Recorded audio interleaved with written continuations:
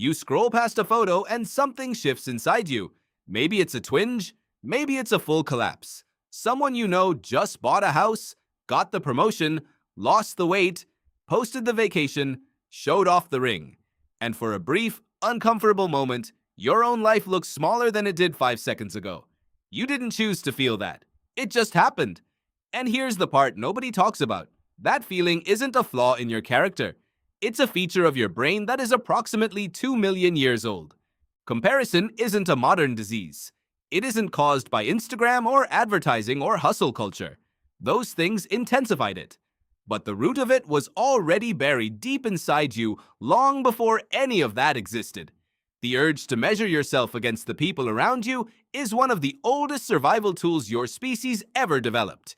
And understanding where it came from will change how you see it. Let's go back. Not a few decades, not a few centuries, much further than that. Your ancestors lived in small groups, 50, maybe 150 people at most. That number isn't random. Robin Dunbar, a British evolutionary psychologist at the University of Oxford, spent years studying the relationship between brain size and social group size across primates. He found that the size of the neocortex, the thinking and social part of the brain, closely predicted how large a group a species could maintain. For humans, that number was around 150. This became known as Dunbar's number, and it tells you something important about the world your brain was built for. In that world, your social group was your entire universe. Those 150 people were everyone you would ever know. They controlled your access to food, to shelter, to mates, to safety. If you fell too far behind them, you didn't just feel bad about yourself. You died, or your children didn't survive. The stakes were not metaphorical, they were literal. So your brain evolved a system, a constant low-level scanning process that compared your standing to the people around you. How much food do you have compared to them? How strong are you compared to them? How respected, how skilled, how valued? This wasn't vanity. This was intelligence. Knowing where you stood in your group told you exactly how much danger you were in. A high-ranking member of the group was safer, more protected, more likely to eat, to mate, to survive. A low-ranking member was one bad season away from being left behind. Leon Festinger, a social psychologist at Stanford University, named this process in 1954. He called it social comparison theory. His argument was simple and devastating. Humans have a drive to evaluate themselves, and when objective measures aren't available, they evaluate themselves by comparing to other people. He found that this drive is not occasional or voluntary. It is constant. It runs beneath your awareness like a background process on a computer you didn't know was on. Festinger noticed something else. People don't compare themselves to everyone. They compare themselves to people they perceive as similar. You don't spiral into despair because LeBron James is a better basketball player than you are.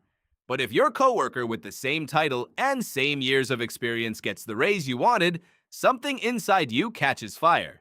The brain isn't measuring the absolute gap. It's measuring the relevant gap. The gap between you and the people who are close enough to matter. This is why comparison is most painful among people you know. Strangers don't trigger it the same way. The person down the street, the friend from college, the sibling, the teammate, the colleague, these are your reference group. Your ancient brain treats them as your tribe. And every signal about their status is automatically registered as information about yours. Now here's where it gets stranger. Your brain doesn't just compare to feel bad. It compares in two directions. Festinger identified what he called upward comparison and downward comparison. Upward comparison is looking at people who have more, do better, achieve higher. It is motivating. It sets targets. But it also stings. Downward comparison, looking at people who are struggling more than you, is the quiet one, the one you're less likely to admit to. And it is soothing. It tells the threat detection systems in your brain that you are not at the bottom. You are not in danger of being left behind. Both of these are running inside you all the time, and neither of them has anything to do with your actual life. They are both purely relational. They are both entirely about where you stand inside the imagined hierarchy of your reference group. Researchers at New York University used functional MRI scanning to observe what happens inside the brain during social comparison. When participants learned that a peer had outperformed them, the areas that lit up were the same areas that respond to physical pain, the same regions, the same neural circuitry. Your brain does not distinguish between the pain of a broken arm and the pain of being outranked by someone you went to school with.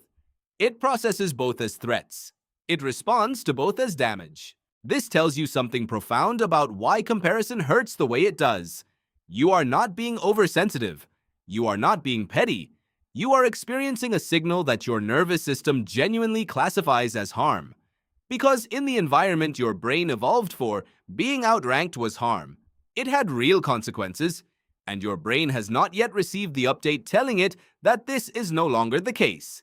Here is the twist that changes everything. The world you live in now is nothing like the world your brain was designed for. Instead of 150 people, you are now exposed to hundreds of millions. Every day, your ancient comparison engine receives inputs from an effectively infinite reference group. The people you follow online are not a random sample of humanity. They are a filtered, curated, highlight-edited selection of human achievement and beauty and success. You are comparing your full, unedited life, including the boring parts, the failures, the Sunday afternoons where nothing happened, against the most flattering moments of other people's curated performances. Your brain was never meant to handle this. It was never built to process millions of data points about human status. It was built for 50, maybe 100. And now it is running that ancient threat detection comparison process at a scale it was never designed for, against a sample that was never designed to be representative. Ethan Kross, a psychologist at the University of Michigan and author of the book Chatter, has studied what he calls the inner voice and how comparison fuels it. His research shows that when comparison triggers what he calls a self-threat, the brain's default mode network, the part responsible for self-referential thinking, becomes intensely active. You begin replaying, rehearsing, anticipating. The comparison doesn't just sting in the moment, it generates a loop. You start thinking about what the other person has, then you start thinking about what you don't have. Then you start thinking about what this says about you. Then you start thinking about what other people might be thinking about you. The brain keeps running the comparison, looking for a resolution that never comes, because the reference group is now infinite, and the comparisons never run out.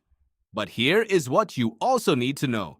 This same mechanism, when redirected, is one of the most powerful forces for growth your brain possesses. The comparison impulse is not something to be eliminated, it is something to be aimed. Upward comparison with the right target, not a filtered social media highlight reel, but a real, reachable version of your future self, or a mentor, or someone whose full story you know, including the struggle, can function exactly as it was designed to function in the ancestral environment. It can show you the gap between where you are and where you could be, and it can move you toward it. The problem was never comparison itself. The problem is that the comparison machine in your brain was calibrated for a world that no longer exists, and it is now running on inputs it was never meant to receive. When you scroll past that photo and something shifts inside you, that is not weakness. That is a 2-million-year-old survival system doing exactly what it was designed to do. The question your ancestors never had to answer, but you do, is this: who do you actually want in your reference group? Because unlike them, you get to choose. And the moment you realize you can choose, the moment you understand that the feeling was never about you, it was always about the comparison, something shifts again. Not a twinge, not a collapse. Something quieter than that. The scroll goes by, and for the first time in a long time, your life looks exactly the size it is.